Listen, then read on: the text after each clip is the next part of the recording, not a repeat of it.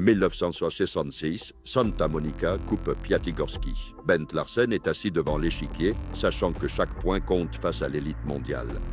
De l'autre côté, il y a Tigran Petrosyan, ex-champion du monde et l'un des défenseurs les plus incommodes de l'histoire. Larsen comprend que, dans les ouvertures classiques, l'adversaire est plus à l'aise. Il prend donc une décision consciente, créative et provocatrice, et choisit de jouer l'ouverture Larsen. L'ouverture Larsen débute avec le coup B3, et l'idée de base est la suivante. Ne pas disputer le contrôle du centre dès le tout premier instant, mais plutôt de jouer une partie beaucoup plus souple.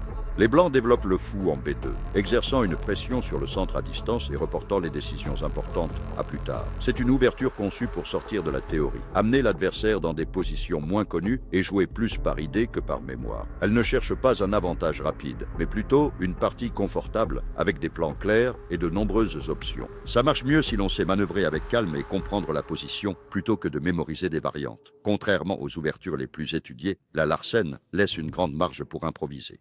Il n'y a pas de scénario fixe, ce qui avantage le joueur qui sait s'adapter. C'est pourquoi il est apprécié des joueurs créatifs. Chaque partie peut suivre une voie différente, et celui qui saisit la position l'emporte sur celui qui maîtrise mieux la théorie. Quoi qu'il en soit, il existe deux variantes principales, la variante classique et la variante solide. Commençons par la partie classique.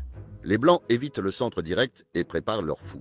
Les Noirs occupent le centre de manière classique. Les Blancs fianchettent leur fou afin de pouvoir jouer à distance, et les Noirs jouent cavalier C6, ce qui leur permet de soutenir le centre. On joue E3, un coup sans précipitation, qui a été pensé pour faciliter le développement des pièces.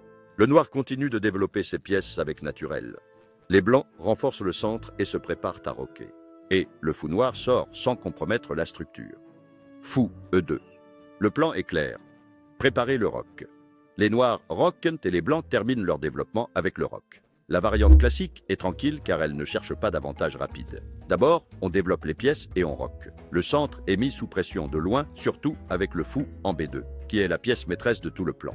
Puisqu'il n'y a pas de ligne forcée, l'ordre des coups est flexible et la partie se joue plus par idée et compréhension que par mémorisation, ce qui mène souvent à des positions calmes et ouvertes. Voyons maintenant la variante solide. Les Blancs évitent à nouveau le centre direct et préparent le fou. Les Noirs occupent le centre de manière solide. Le fou blanc se fianchetto et commence à exercer une pression depuis la diagonale. Cavalier F6, développement naturel et contrôle du centre. Les Blancs jouent E3, un mouvement tranquille pour ouvrir les lignes et poursuivre leur développement. Les Noirs renforcent le centre et maintiennent tout bien fermé. Cavalier F3, les Blancs sortent leurs pièces et se préparent à roquer. Les Noirs développent sans compromettre leur position avec fou E7. L'objectif est de roquer rapidement. C'est pourquoi on joue fou E2. Le roi noir est en sécurité et les blancs roquent aussi. On l'appelle variante solide, car aucun des deux ne prend de risque précoce. Les blancs se développent calmement, fianchettent le fou et roquent vite, tandis que les noirs contrôlent le centre avec des pions et mettent aussi leur roi à l'abri. Il n'y a pas d'attaque rapide ni de coupe forcée. La position reste stable, sûre et prête à jouer sur le long terme où la patience importe plus que la tactique immédiate. Si vous voulez surprendre dès le premier coup et sortir votre adversaire des schémas habituels, l'ouverture Larsen est une grande arme pratique. Black Chess Academy, la meilleure formation d'échecs.